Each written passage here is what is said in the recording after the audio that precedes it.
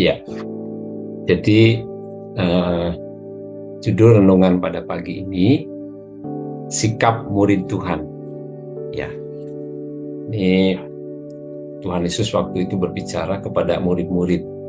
Jadi kalau kita melihat Bapak Ibu, di dalam Matius 23 ayat 1 sampai 12, kalau kita lihat, ini ayat yang pertama berkata begini, maka berkatalah Yesus kepada orang banyak dan kepada murid-muridnya, katanya. Jadi Tuhan Yesus bicara kepada murid-murid dan orang banyak waktu itu. Jadi sebenarnya fokus ayat ini, ayat-ayat yang disampaikan oleh Tuhan Yesus adalah buat murid-murid. Kenapa Tuhan Yesus menyampaikan ini? Tentu dia punya maksud supaya murid-murid itu memiliki sikap yang benar ketika dia melayani Tuhan, ketika dia melayani umat Israel saat itu. Nah, kenapa Tuhan Yesus ingin berbicara kepada murid-murid? Itu ditunjukkan oleh ayat-ayat yang, kalau kita lihat ayat yang ke-8, Bapak Ibu lihat di sini, tetapi kamu. Nah, jadi ketika dia bicara orang Farisi itu seperti apa, tetapi kamu janganlah kamu, nah gitu ya. Nah, begitu juga yang berikutnya. Jadi sebenarnya kalau kita lihat ayat-ayat ini ditujukan kepada murid-murid, dan tentunya ada orang-orang yang ada di sekitar murid-murid waktu itu juga. Nah, ada beberapa hal yang Tuhan Yesus sampaikan kepada murid-murid saat itu, bahwa kalau mereka melihat orang Farisi dan ahli Taurat, ternyata mereka itu mereka mengajarkan sesuatu, tetapi mereka sendiri tidak melakukannya. Kemudian mereka juga berbeda apa yang ketika mereka melayani, berbeda dengan sikap hati yang di dalamnya. Contoh ini di Matius tadi 23 ayat 3 dan 5. Nah, ini Tuhan Yesus bilang gini, sebab itu turutilah dan lakukanlah segala sesuatu yang mereka ajarkan kepadamu. Jadi ajaran mereka itu baik, benar begitu ya. Tapi janganlah kamu turuti perbuatan-perbuatan mereka, karena mereka mengajarkan tapi tidak melakukannya. Mereka mengikat beban-beban berat lalu meletakkannya di atas bahu orang, tapi mereka sendiri tidak mau menyentuhnya. Nah, kalau kita lihat hal ini berarti orang Farisi ini ngajar tapi sesuatu yang mereka sendiri tidak lakukan. Ketika mereka membebani seseorang dengan ajarannya itu, dengan perintahnya itu, mereka sendiri tidak melakukannya, bahkan tidak menolong orang tersebut untuk bisa melakukannya. Nah, ini tentu berbeda dengan di gereja kita ya, ada mentoring, SMK, mengajarkan menyampaikan apa yang sudah dia lakukan, apa yang harus dilakukan. Nah, Tuhan Yesus melihat bahwa murid-murid jangan seperti itu.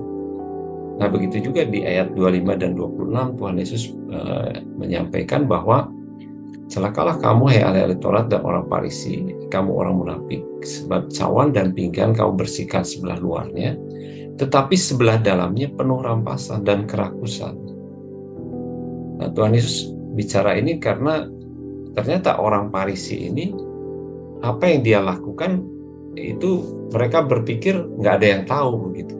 Orang lain melihat apa yang nampak di luar, tapi mereka tidak tahu bahwa Tuhan yang ada di atas itu melihat sampai ke dalam hati mereka.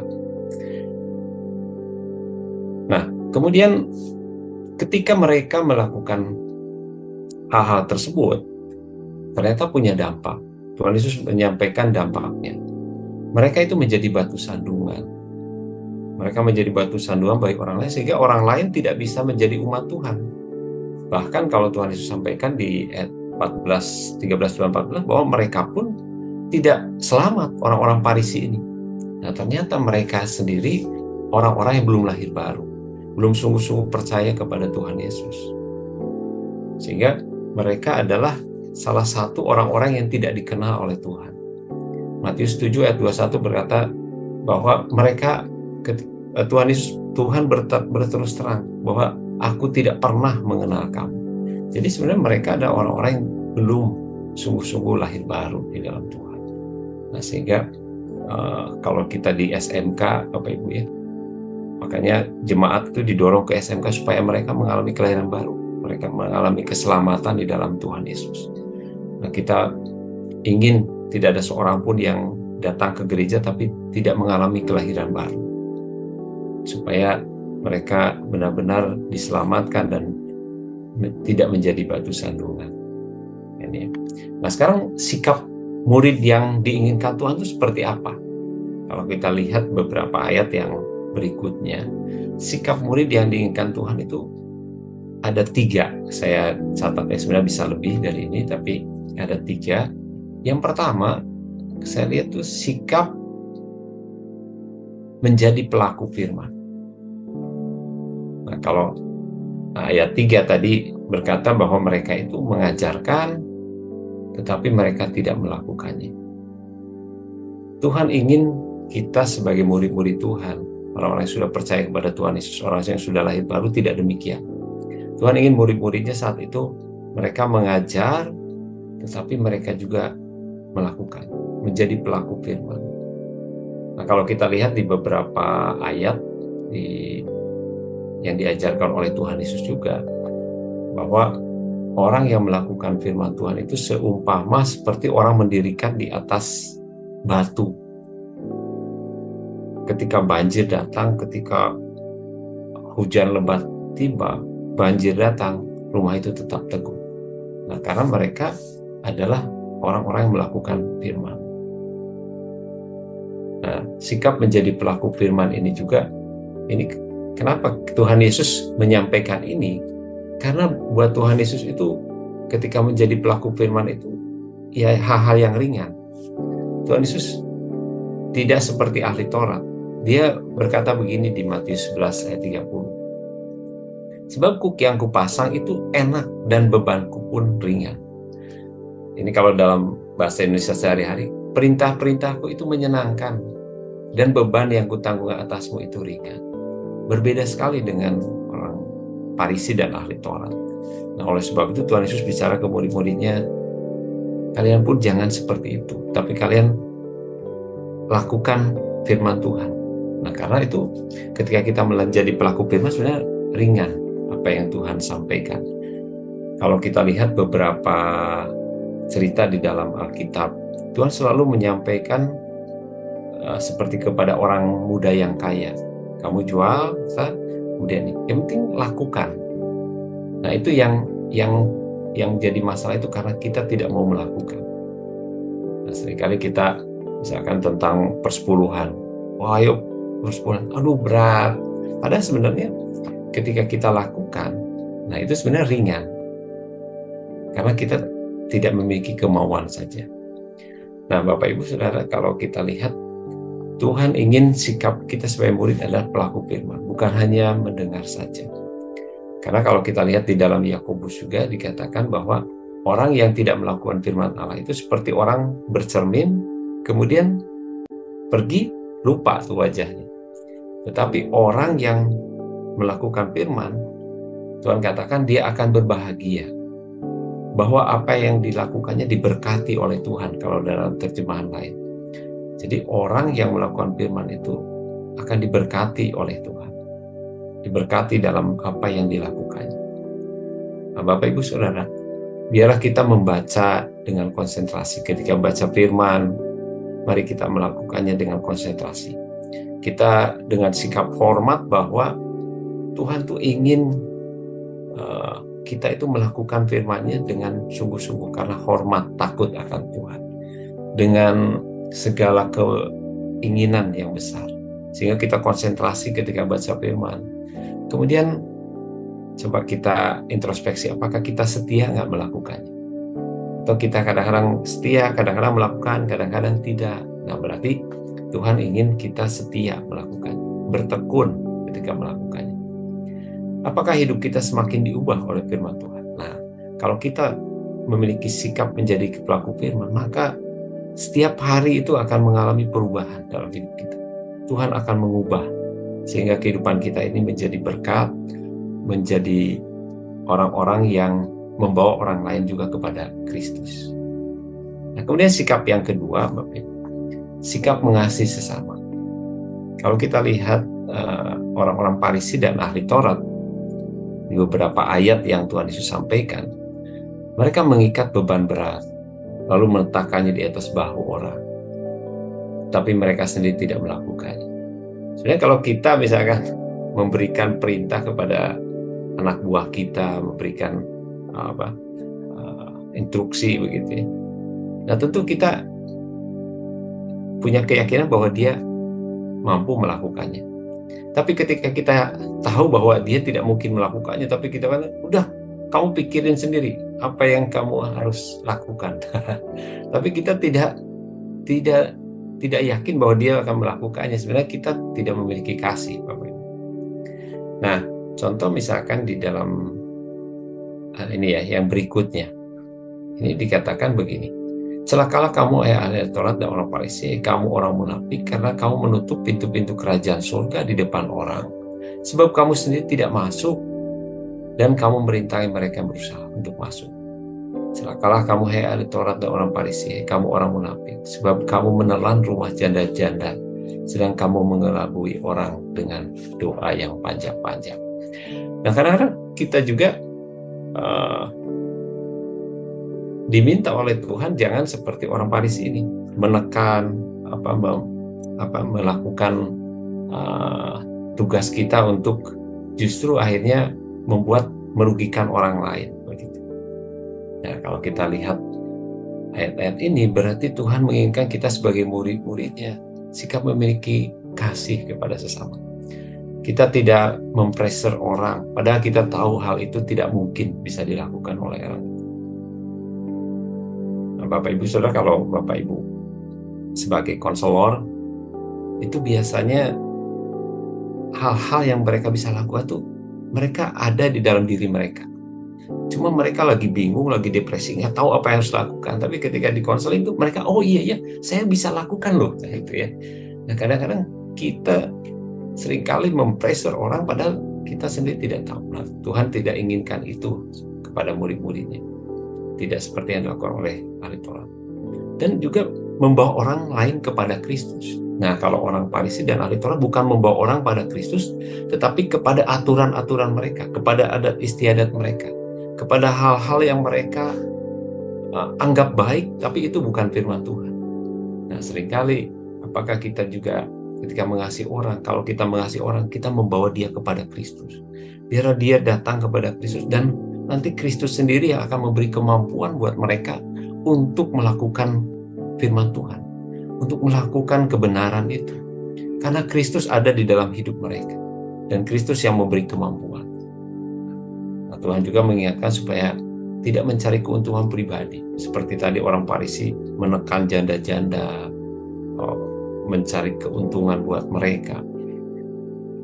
Tetapi sebagai murid, Tuhan inginkan kita juga mengasihi mereka seperti Tuhan mengasihi diri dari murid-murid.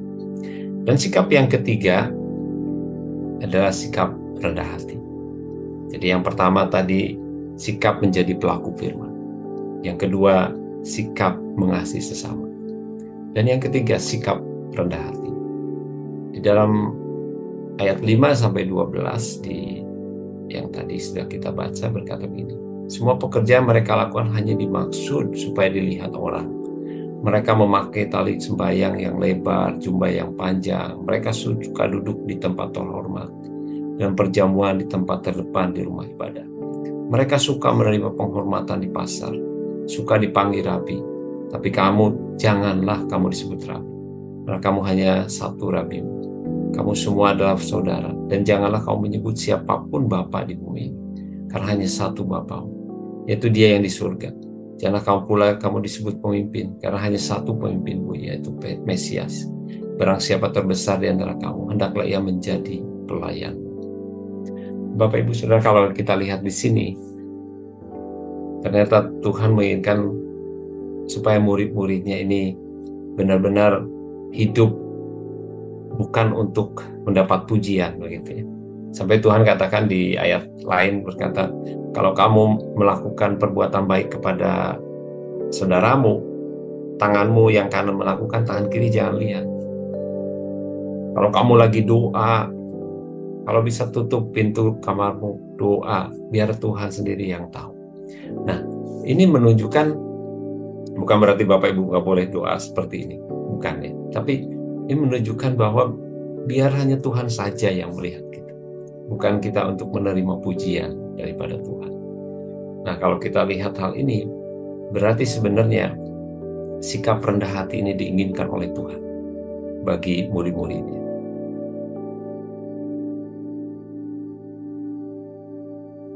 Nah, berbuat sesuatu bukan dilihat orang. Tentu ini yang Tuhan inginkan. Biar Tuhan saja yang melihat hidup kita, apa yang kita lakukan. Kemudian biarlah segala pujian itu hanya bagi Tuhan, bukan untuk diri kita, untuk supaya kita mendapat penghormatan, pujian, tapi biar Tuhan saja yang dimuliakan. Jadi sampai berkali-kali Tuhan katakan, jangan kau ingin disebut Rabi, jangan kamu disebut Bapak yang penuh kasih, sumber segala sesuatu, karena kita bukan sumber, kita ini manusia yang terbatas. Jangan kamu ingin disebut pemimpin. Karena kenapa? Karena Tuhanlah yang memberikan karunia itu buat kita. Kalau Bapak Ibu menjadi pemimpin, itu karunia daripada Tuhan. Dan yang terakhir, melayani bukan keinginan untuk dilayani terus. Kalau Tuhan Yesus memberikan contoh bahwa Dia datang ke dalam dunia bukan untuk dilayani, tetapi untuk melayani, bahkan memberikan nyawanya menjadi tebusan bagi banyak orang. Jadi Tuhan Yesus, Dia memberi contoh dan juga menginginkan murid-muridnya untuk melayani, bukan keinginan untuk dilayani terus. Ya, kadang-kadang kita lihat kalau Bapak Ibu lihat jemaat ingin dilayani, begitu tidak dilayani marah, ngambek. Nah, itu masih kanak-kanak rohani. Tapi kalau saya yakin kita sebagai murid-murid Tuhan yang sudah dewasa rohani, kita tidak ingin terus dilayani, tidak ingin terus dihargai, dihormati, tapi kita justru melayani orang lain. Nah, Bapak Ibu Saudara, Tuhan ingin murid-muridnya berbeda dengan ahli Taurat dan orang Farisi. Sampai Tuhan katakan, kalau hidup keagamanmu tidak lebih benar dari orang ahli Taurat dan orang Farisi, kamu tidak layak. Kenapa? Karena orang-orang itu melakukan hal-hal yang secara jasmani itu luar biasa.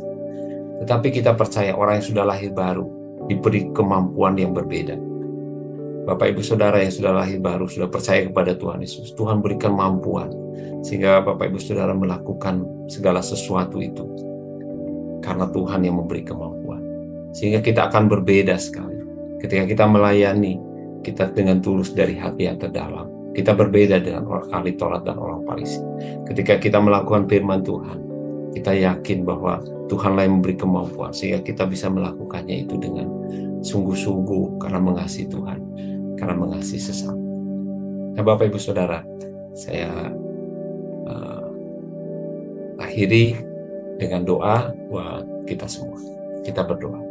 Bapak Surgawi, terima kasih, kami bersyukur buat pagi ini kalau kami bisa bersama-sama memuji Tuhan, bisa bersama-sama berdoa syafaat, dan juga kami merenungkan firman Tuhan. Terima kasih Tuhan, kami bersyukur, biarlah firman-Mu ini menjadi bekal buat kami sebagai murid-murid-Mu Tuhan, untuk kami tidak salah.